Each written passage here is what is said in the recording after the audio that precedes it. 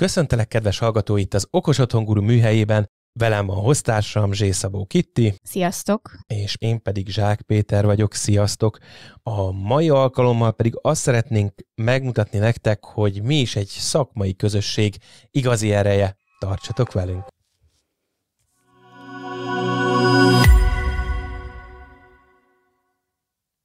Szóval, ha már szakmai közösség, gondolom azzal senkinek nem árulunk el titkot, hogy vannak olyan problémáink, amit egyébként egyedül, ha nem is lehetetlen, de azért igen jelentős kihívással szembesül az ember, ha le akarja küzdeni. Ez nincs másképpen az Okos Otthon esetében se, illetve az Okos Otthon megoldások és az Okos Otthon szakmai közösség esetében sem. Elég, ha csak arra gondolunk, hogy egy csomó olyan dologgal szembesül az ember, és nem csak akkor egyébként, hogyha újonc, hanem akkor is, hogyha valamelyik területen dolgozik már, amivel esetleg ő még nem futott össze, viszont vannak olyanok, akik már igen, és tőlük nagyon jó, hogyha az ember tud segítséget kérni. Nyilván ez van egy olyan esetben is, hogyha valaki egy mester mellett dolgozik, gondoljunk itt bármilyen villanyszerelő vagy bárki másra is, de nyilván nagyon-nagyon jó az, hogyha az ember bármikor egy közösséghez fordulhat. Már csak azért is érdekes, mert ugye itt nem csak arról beszélünk, hogy már meglévő tudással mit kezdünk, illetve mit tudunk egymástól tanulni, de ugye pont már többször beszéltünk arról, hogy az okos otthonok területén gyakorlatilag minden nap van új tudás, és nem mindegy, hogy azt mindet egyedül kell magunkba szívni, vagy pedig ezt tulajdonképpen egy közösségi tanulás révén is meg tudjuk valósítani, és együtt tudjuk tulajdonképpen ezeket az újdonságokat megérteni, értelmezni, és utána meg a gyakorlatba ültetni. Abszolút, és hogyha már itt az elméletről beszélünk, nem is olyan nagy baj, hogyha van egy szűrőnk ezekkel az információkkal kapcsolatban, itt a szakban beli kollégákra gondolok, akik egy kicsit segítenek megszűrni ezt a rengeteg információt. Pont amiatt, mert nagyon-nagyon gyorsan fejlődik ez a szakma, nagyon-nagyon gyorsan elavulnak egyes tartalmak. Itt az egymással való beszélgetés és a bizonyos újdonságokra való rámutatás sokszor segít abba, hogy hogy ez közben megváltozott. Hogy egyébként ez már nem úgy van. Ez mindig segít az embernek akár csak a háttérből is rácsodálkozni dolgokra. Nem csak egyébként a professzionális szakmai közösségekről beszélünk ilyenkor, hanem nyilván beszélünk a hobbisták szakmai közösségéről, pont ugyanezt látjuk ugyanígy, ugyanebben a formában. A folyamatos tudásszerzés minden esetben nagyon fontos, itt ebben az okos otthon, illetve épületautomatizás világban meg látjuk, hogy egyre inkább pörög előre a vonat, és itt már a második, harmadik percben megemlítem az AI-t, ami nyilván az egészet majd fenekestől fel fogja forgatni. Ezen a téren is rengeteg információra lesz szükségünk, nem csak most van, hanem a jövőben is. És már csak azért is fontos erről beszélni, mert hogy nyilván az AI az egy teljesen új terület, és eddig is ugye teljesen más megközelítése volt valakinek, hogyha villanyszerelői háttérrel érkezett, vagy mondjuk informatikai háttérrel, most ezen belül még nyilván, ha az AI is bekerül a képbe, akkor egy olyan komplex tudáshalmazról fogunk beszélni, ahol nem mindegy, hogy két villanyszerelő szeretné egymással megbeszélni, hogy milyen újdonságokat hozott az AI, hanem lesz egy olyan szakértő a csapatban, aki ezt tudja hozni, viszont cserébe a villanyszerelő meg tudja azt a szakmai alaphátteret adni, amit viszont lehet, hogy mondjuk az informatikai oldal kevésbé tud kielemezni olyan mélységig, mint amire esetlegesen szüksége van, vagy nem tudja belőle kiszűrni azt a konkrétumot, amire éppen neki szüksége van, és nem kell gyakorlatilag a végtelen tengerből halászni. Így van, ez az egymás támogatása minden esetben pluszokat ad. Ha van kitől kérdezni, hogyha van egy olyan, kemény mag, mindig így szoktuk, B-közép kemény mag a csapatban, aki mindig ott van, és mindig megvan róla a véleménye, és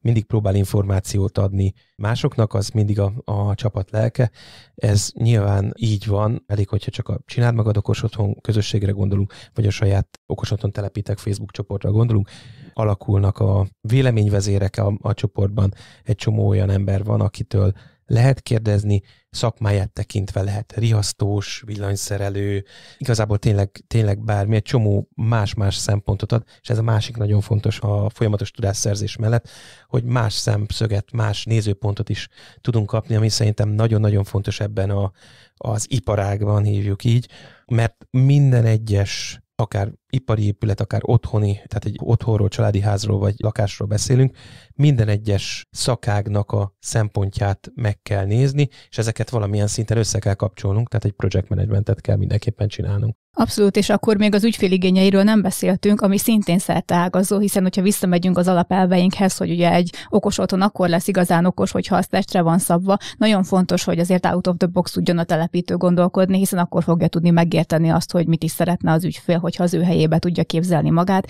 és egymás után 2 projekt vagy több projektben teljesen más ügyféllel fogja valószínűleg szembe találni magát, még akkor is, hogyha viszonylag szűken próbálta pozícionálni magát a piacon. És akkor arról ne is beszéljünk, hogy vannak olyan kedves kollégák, akik nem erősségük a sales, vagy a másokkal való kommunikáció, mondjuk ki eléggé erősen introvertáltak. A kollégák között azért ott meg lehet találni olyanokat, akiknek meg erősebb a sales-es vénája, tehát nem csak szakmai irányvonalra kell ilyenkor gondolni, hanem akár üzleti, akár személyes irányvonalban tud nekünk segíteni és ebbe előre haladni. Mi is annó egyébként ebben gondolkodtunk, amikor a képzés után, egyáltalán amikor a képzést elkezdtük, mert a képzés esetében megbeszéltük,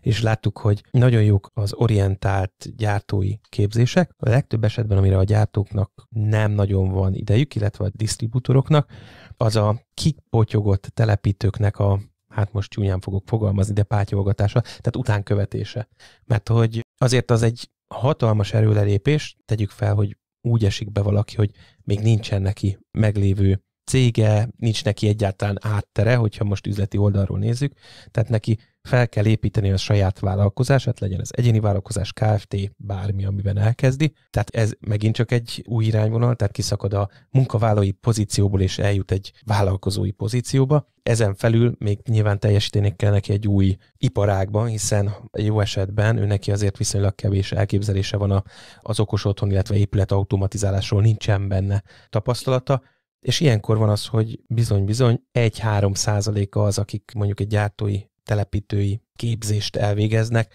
valóban ebben fog elhelyezkedni, és valóban ezt fogja csinálni, nem pedig, és itt most külön szedem az, akit egyébként a saját otthonát megcsinálja, és azt mondta, hogy neki ennyi egyébként bőven elég. Úgyhogy ez minden esetben egy nehézség, pont ebben tud lendületet adni, és ebben tud átsegíteni minket a közösség, a szakmai közösség. Úgyhogy a saját tanulóinknak is igyekszünk nem elengedni a kezét, hanem adni nekik egy olyan lehetőséget, ahol kapcsolódni tudnak, és azon kívül, hogy egymással tudnak kapcsolódni, legyen egy, amit korábban emlegettünk, fájdalompontokat, mint a hogyan szerezzük meg az adott tudást, hogyan csatlakozzunk más szakágakhoz, és tudjuk megnézni az ő elképzelésüket, illetve az adott szakágnak a tudásanyagát, ami egyébként ránk vonatkozik, ahol meg kellene érteni, azt fel tudják szedni. Ez mind olyan dolog, amit meg kell szerezni az embernek. És a legtöbb esetben egyébként, ami Covid óta egyértelműen probléma, az, hogy nagyon online-nak lettünk, és nagyon jók ezek az online kapcsolódások, online találkozók, de a személyes találkozók esetében adódó manualitás, hogy kipróbálunk mondjuk egy-egy eszközt, megnézzük közösen, figyelj csak, nézd már, itt van ez, és az kikopott egy kicsikét, illetve most kezd visszajönni, azt látom, nem csak okos otthon iparágban, hanem egyáltalán globálisan is, mindenhol máshol. Ez mind-mind hiányzik, úgyhogy mi ebbe is egy picit próbáltunk belenyúlni, és egy ilyen alkalmakat is, még hogyha az embereket néha kilökjük a komfortzónáikból, hiszen, mint említettem, sokuk introvertált. Igen, másfelől viszont tudnak kapcsolódni azokkal, akikkel együtt tudnak dolgozni, pont azért, mert mondjuk személyiségben kiegészítik egymást, tehát pont itt az említett értékesítési példa, hogy valakinek az jobban fekszik, és nem biztos, hogy szeretne egyébként folyamatosan szerelni, a másik viszont bármit megszerel, de nem biztos, hogy ő az, akit az ügyfél kapcsolatokba be kell vonni, ők ketten tök jól ki tudják egészíteni egymást. És nyilván, hogyha folyamatosan alakul egy ilyen közösség, akkor egyre jobban meg tudják az emberek ismerni egymást, tudják, hogy kitől mit várhatnak, miben tudják egymást segíteni, és ezzel igazából egy komplett, mondjuk úgy, hogy hálózatot tudnak építeni, és együtt sokkal jobban tudnak előrefele haladni. Abszolút, és hogyha már említettem a professzionális, meg a félprofesszionális irányvonalat, tehát a hobbista irányvonalat, akkor egyértelmű, hogy ha már beszéltünk itt a saját partnerprogramunkról, ami nagyjából így néz ki, tehát aki elvégezte a telepítőképzést, azt kvázi tovább visszük, és segítünk nekik a munkáinak a megtalálásában, nyilván segítünk neki a tudásának a megtartásában, továbbfejlesztésében, meg a többiekkel való kapcsolódásban is. De hát nyilván erre építettük fel egyébként, mint egyszeri alkalom a tábort is annó, és itt is mind a professzionális, mind a félprofesszionális felhasználókra, kollégákra, telepítőkre gondolva próbáljuk ugyanezt az élményt átadni egyszeri megoldásban is. Így van, tehát maga a tábor az ugyanazt a struktúrát hozza, ugye erről már a korábbi epizódban beszéltünk, hogy ténylegesen ugye ez a közösségnek az ereje, a közösségi tudásmegosztás hogyan tud működni, és gyakorlatilag mivel tudnak ott gazdagodni a résztvevők. Erre a logikára épül gyakorlatilag az egész működésünk, hogy aki a telepítőképzést elvégezte, az ténylegesen akkor itt marad ugye telepítőpartnerként, hogyha szeretne, és akkor ő gyakorlatilag a tudásanyaghoz továbbra is hozzáfér a mi támogatásunkhoz, illetve a társasághoz, a csapathoz, a közösségi tudásmegosztáshoz, mind az online jelenlétben, mind pedig ugye a rendszeres partner találkozók révén, akár egy ilyen mastermindos beszélgetések keretében a tudásmegosztásból és a közös tudásépítésben tulajdonképpen, meg hát a kapcsolódáshoz, tehát én azért látok már a mostani résztvevők között is olyan leendő partneri kapcsolatokat, ami szerintem hosszú távon nagyon jól fog működni közöttük. Abszolút, és akkor még nem említettünk egyetlen dolgot, ebbe az egész képletbe, mondjuk úgy, hogy a habatortán, az meg nyilván a gyártói, disztribútori, egyéb szakági kapcsolatok, amit szintén behozunk a képbe, tehát, hogy nem csak egymással lehet kapcsolódni, nem bizony lehet azokkal a gyártókkal kapcsolódni, azokkal a cégekkel, akik egyébként olyan megoldást kínálnak, ami valamilyen szakági irányból kapcsolódik az okos otthon, illetve az épület automatizálás teréhez,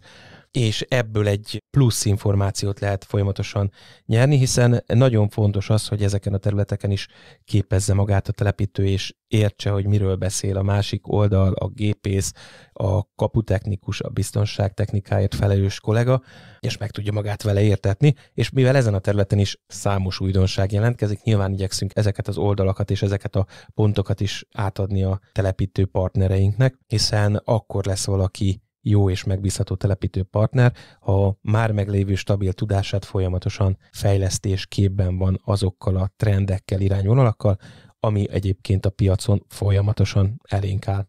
Igen, és már csak azért is fontos, hogy lássa az összefüggéseket ugye a többi szakággal, mert nagyon sokszor önkéntelenül is egy ilyen projektmenedzseri szituációban találja magát, és utolsó lépések mindig az ő kezén mennek keresztül, szinte mindig, ezért őt fogja megtalálni az ügyfél. És az ügyfél nem fogja azon a ponton azt tudni, hogy azért nem működik a fűtés, mert te rosszul állítottad be az automatizációt, vagy azért, mert a gépészeti oldalon hiba van, viszont pont ezért a telepítőnek kell azt látni, hogy ténylegesen hol van a hiba, és ezt tudja kommunikálni mindkét irányba az ügyfélnek is, meg vissza tudja majd utána követni ezt egyébként a gépészettel is, hogy pontosan mi is a teendő és mi a megoldás. És ilyen szempontból az is fontos, hogy ugye a rendszerek az okos otthon központon keresztül tulajdonképpen egymással is kommunikálnak. Tehát lehet olyan, amikor gyakorlatilag a gépészet, a villanyszerelés, vagy akár a lakberendezési elemek valamilyen szinten összefüggenek, és ő lesz az a központi egység tulajdonképpen, aki ezt le tudja követni, hogy pontosan mi is történt a rendszerben, és netán a két szakák között is valamilyen szinten egy ilyen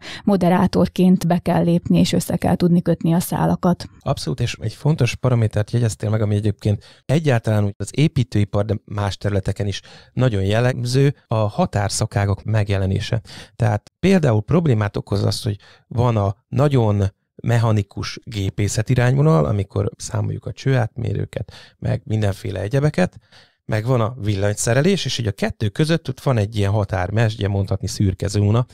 amit hát általában senki sem szereti beletapintani. Itt most, hogyha a gépészetről beszélünk, akkor ez a gépészeti automatizáció része, amelyik mind a két irányból igényel tudást. De egyébként, hogyha egy teljesen más példát hozok, egy jóval korábbi adásunkban beszélgettünk a Terrán tetőcserép gyártóval, és az ő megoldásukkal, ahol ugye napelemes tetőcserepekről beszélünk, ahol ugye kell egy kifejezetten mechanikus meglátás, ugye maguk a tetőcserepek felrakása, felhelyezés, ami pont ugyanannyi szaktudást igényel, de tök más típusú szaktudást, mint mondjuk egy napelem panel bekötése, tehát kvázi egy villanyszerelő, meg egy tetőfedő irányvonalnak a találkozása kell, hogy létrejöjjön, és ezt érteni kell. Nyilván, hogyha egy harmadik személy az, akkor mind a két személyt pluszba, úgyhogy azt tudni kell. Pluszba ezen felül még azt is tudnunk kell, hogy ugye melyik szakág miről beszél, pluszban, hogy ezt a kettőt hogyan lehet jól összekapcsolni. És itt is ugyanerről beszélünk, tehát akár a tetőfedésről, akár a gépészetről, akár a biztonságtechnika illesztését mondjuk a okos otthon megoldásokba, vagy akár egy lakberendezési megoldásba, tehát egészen odáig lebontva mondjuk, hogy ha a riasztó mozgásérzékelőjének jelét szeretnénk arra használni, hogy mondjuk a nappali világítást befolyásoljuk, és hogyha valaki bejött a nappaliba, akkor éppen az adott napszakban egy másmilyen hangulatú megvilágítás kapcsoljon be. Tehát egészen eddig a szintig lebontva bizony minden szakágnak kell valamilyen szinten kapcsolódnia. Nem biztos, hogy a biztonságtechnikus fogja megbeszélni a lakberendezővel, meg a villanyvásszal egyszerre, hogy itt most milyen színeket hogyan kapcsolunk, hogyha a mozgásérzékelő kapcsol a riasztónál. Tehát, hogy ezek a határ szakmáknak, meg kicsit ez a project management felfogásnak a szükségessége egyre több szakmában jön elő, és elkerülhetetlen. Tehát a rossz hír azoknak, akik úgy gondolták, hogy a következő 20-30 évet már kibekkelik azzal a tudással, amit megszereztek, hogy egyszerűen nem lehet. Tehát jelenleg abba az irányba tart a világ, hogy aki lemarad, az kimarad, ezt szokták mondani amúgy is, de ez egyértelműen igaz, hogy folyamatosan kell magunkat fejleszteni, nem csak a saját szakmánkban, hanem a határterületekben is. Úgyhogy nyilván itt ez a célja az itteni beszélgetéseknek, úgy gondolom, hogy aki ezt a felismerést megteszi, hogy vannak ilyen határmesdjék, és ebben bizony nagyon kevés olyan szakember van, aki ehhez jól ért, és aki ezeket a határmesdjéket tudja, és aki ide most ezekbe a határmesdjékbe eszi magát, és oda leteszi a voksát, és ő ebben az irányvonalban kezd el mozogni, az igen nagy előnyre tehet szert, és itt mondom, nem csak az épületautomatizálás okos otthon irányvonalról beszélek, hanem az összes többi ilyen jellegű szakágra, úgyhogy ez csak egy ilyen zárójeles jó tanács mindenkinek, hogy erre érdemes figyelni, és ebben érdemes belemásznia az embernek. De hogyha már megemlítettem ezt a határmezsét, akkor meg kell említenem, hogy nyilván ugyanerről szól egyébként a domotika irány egy picikét magasabbról, mert hogy a tervezőket, a tervezési folyamatban lévő egyes szaktervezőket is valamilyen szinten össze kell fogni. Nyilván erre, ha jól működik, akkor van egy felelős tervező, aki ezt az egészet összefogja, és akkor nem a helyszínen derül ki, hogy az átmenő gázcsövön éppen pont ugyanoda van tervezve egy vízcső, meg még mellette egy elektromos kiállásnak a keresztülmenetele, tehát hogy ezeket valamilyen szinten össze kell fogni. Ezen a területen is pont jelentkezik ez. Részben a domotika és a domotika szak, hogyha egy kicsikét ilyen shoutoutot csinálhatok a domotika szaknak, akkor pont ezzel próbálkozik, és ő is ebbe az irányba határmesdje szakot igyekszik létrehozni, és egy szakmérnöki tudást adni. Na, de mi az, amit nem említettünk még, és fontos megemlítenünk, hogy mi is van még emögött. Igen, hogyha visszacsatornázzuk most magunkat oda, ahonnan elindultunk, ugye magához a partnerprogramhoz, ugye azt már említettük, hogy nyilván a képzés után nem engedjük el az embereknek a kezét, és folyamatosan naprakész tudást kapnak, tehát hogy nem csak ahhoz a tudásanyaghoz férnek hozzá, amit már egyszer megtanultak, hanem folyamatosan bővítjük, és újabb és újabb videós anyagok kerülnek fel, folyamatosan részt tudnak venni ugye a konzultációkon, tehát utána is tudunk segíteni, akár egyéni mentorálásba is. És ami a következő lépése ennek, ugye említettük, hogy akár együtt is tudunk dolgozni, hogy nyilván látjuk már azt, hogy milyen tudással rendelkeznek azután, hogy befejezték a képzést. Utána, hogyha szeretnének tovább maradni, és tényleg közösen dolgozni velünk, akkor folyamatos támogatás olyan szinten is megvan, hogy nem csak a tudásanyagot kapják, hanem mindenféle olyan támogatást, ami a működéshez kell. Gondolok itt arra, hogy a különböző dokumentumok, amiket egyébként egy telepítés során ki kell tölteni, munkalapok, adatlapok, olyan folyamatleírások, amivel a saját működésüket le tudják követni, tehát igazából egy komplett rendszert tudunk nekik adni, amivel végig tudjuk követni az ő munkájukat, illetve folyamatosan ellenőrizni is tudjuk azt, hogy ők hogyan dolgoznak, és gyakorlatilag egy folyamatos visszajelzést is kaphatnak a munkájukról. Most így csúnyán megfogalmazva egy ilyen éves audit után tulajdonképpen, tehát nyilván ennek soha nem az a célja, hogy én most ellenőrizgessek mindent, hanem az, hogy ténylegesen együtt fejlesszük a folyamatokat, ugyanúgy a telepítő partnereknél, ugyanúgy, mint a saját rendszerünkön belül. Hát meg részben azért csak az a feladata, hogy ellenőrizgessük, hiszen ha azt mondjuk, hogy valaki egy okos otthon guru partnerként csatlakozik, akkor mi vállaljuk kvázi a felelősséget a végfelhasználói irányba is, hogyha valaki egy okos otthon guru partnert keres meg, és hozzá fog fordulni, akkor ő bizony azt a minőségű szolgáltatást fogja kapni, amit mi megterveztük. Ez nem újdonság, nyilván nem mi találtuk ki a spanyol viaszt, pont ugyanezt csinálja a legtöbb termék. Ha megnéztek mondjuk egy tűzálló ruhagyártót, akkor neki nem csak azt kell teljesíteni, hogy a szabványunknak megfeleljen, hanem egy csomó másik paramétert is, és ők a gyártó, hogyha azt az adott nevet adják hozzá, és erre a névre hivatkoznak, akkor kvázi az ember fejében megvan egy kép, hogy annak minek kell megfelelnie, és pont azért auditálja ő is a saját gyártóit és a saját akármilyen készítőit, hogy azt a minőséget hozzák, amit szeretnének, úgyhogy mi is nyilván ugyanezt szeretnénk, és ugyanezt tervezzük, ezért is van ez a rengeteg minden, és hogyha az ember megijed a minőségbiztosítástól, akkor rosszul teszi, hiszen a minőségbiztosítás jelenti pont azt, hogy a telepítő is le legyen védve minden szempontból, meg a megrendelő is le legyen védve minden szempontból, hiszen pont azok az ellenőrzési pontok vannak benne, ami alapján, ha bármilyen kérdés felmerül, legyen az egy szerződéssel kapcsolatos kérdés, telepítéssel vagy bármivel kapcsolatos kérdés, akkor ezek egyértelműen látszódjanak, hogy kinek a felelőssége, benne van-e, nincs-e benne, fizetni kell érte, nem kell fizetni érte, mivel egy olyan szakmáról beszélünk, amivel a legtöbb esetben nem dobozos megoldást kap az ember, hogy tessék, itt van, beszerelem és kész, hanem itt sok esetben tervezés kell, utána kell igazítani, pluszba még mellé kell rakni. Lehet, hogy a kivitelezés során, sőt a legtöbb esetben a kivitelezés során jut eszébe a végfelhasználónak, hogy egyébként még ez is tök jó lenne, hogyha beleraknánk. Nyilván ezek azok a pontok, ahol a végfelhasználóinak is kell valamilyen szintű rugalmasság, ugye, hogy a telepítő irányából legyen egy rugalmasság, de egyértelműen látszódjon, hogy meddig kell elmenni, szóval ezeket a dolgokat igyekszünk szintén belepakolni ezekbe a dokumentumokba, illetve napra készen tartani, hiszen egy csomó olyan szintén kapcsolódó terület, mint a jogi terület, ugye GDPR-tól kezdve sok minden, a marketing, ugye amire figyelni kell, ugye mindig szoktam hallani, hogy minek foglalkozzak én ezzel, hiszen én csak egy egyéni vállalkozó vagyok, de a szájmarketing mellett azért nagyon-nagyon jó jön az ember látszódik, főleg tipikusan megint csak arra gondolok, amikor a Covid időszakban mindenki kétségbe esett, hogy úristen, van szájmarketing, csak nem tudok vele mit kezdeni, mert nem vagyok sehol sem látható. Úgyhogy pontosan ezek miatt, az okok miatt igyekszünk egy kvázi pakkot adni mindenkinek, eldönteti, hogy ő milyen szinten akar belefolyni, és mennyire akar kötődni egy ilyen megoldáshoz. Tehát ha ő meg szeretne jelenni egy doménen ott a Okos Otthon Guru alatt, ahol ő a saját magát szeretné mutatni, akkor erre is van lehetőség, de abban is segítünk,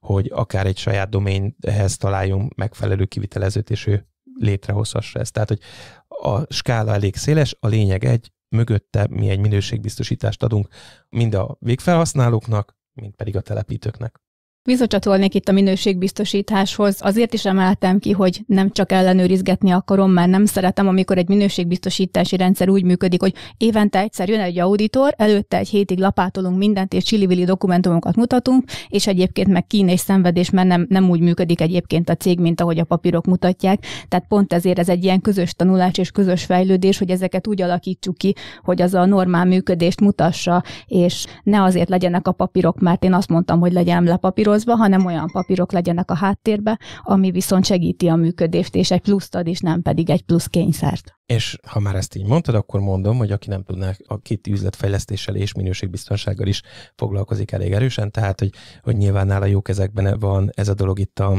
cégen belül is, de hogyha még egy fontos dolgot kiemelnék, az a személyes támogatás, ami úgy gondolom, hogy minden esetben fontos, bár online videókkal dolgozunk az oktatás egy bizonyos szakaszában, a személyes support, személyes támogatás sosem maradhat el, hiszen bár nagyon abba az irányba megyünk, hogy chatbotokkal vitatjuk meg az első 3-4 kérdést, akár egy bankolásnál, akár bármilyen más irányvonalba. Vagy az Okos Otthon Gin-nál. Igen, pontosan, de hogy lehetőség van nyilván minden esetben személyesen kapcsolódni, és személyesen megbeszélni a kérdésünket az ahhoz értő emberre, mert ez fontos paraméter. Úgyhogy ez is nyilván a célunk, hogy mindenki megtalálja a maga igazát és a maga területét ebben a szakmában, hiszen egy olyan gyorsan fejlődő szakágról beszélünk, ahol igazából nincsenek konkurenciák, tehát mindig szokták elmondani, hogy hát miért is beszéljek a konkurenciámmal, a szakági kollégákkal beszéljünk, hiszen a szakági kollégák még ha adott területen is dolgoznak, már egy fizikai területen, ugyanabban a városban, megyében dolgoznak, valószínűleg teljesen más megközelítéssel, más végfelhasználóknak próbálnak szolgáltatást kínálni, viszont a tudás minden esetben ott van mind a két oldalon, ahonnan lehet tanulni. Úgy gondolom, hogy mára ennyit szerettünk volna elmondani az adásban. Az elhangzott információkat egyébként meg fogjátok találni mind a show notes-ban, mind pedig az Okos Otthon Telepitek Facebook csoportunkban, illetve már, hogyha itt vagytok, akkor ne felejtsetek el feliratkozni az Okos Otthon Telepítő leszek hírlevél folyamra, ahol egyébként számos ilyen információt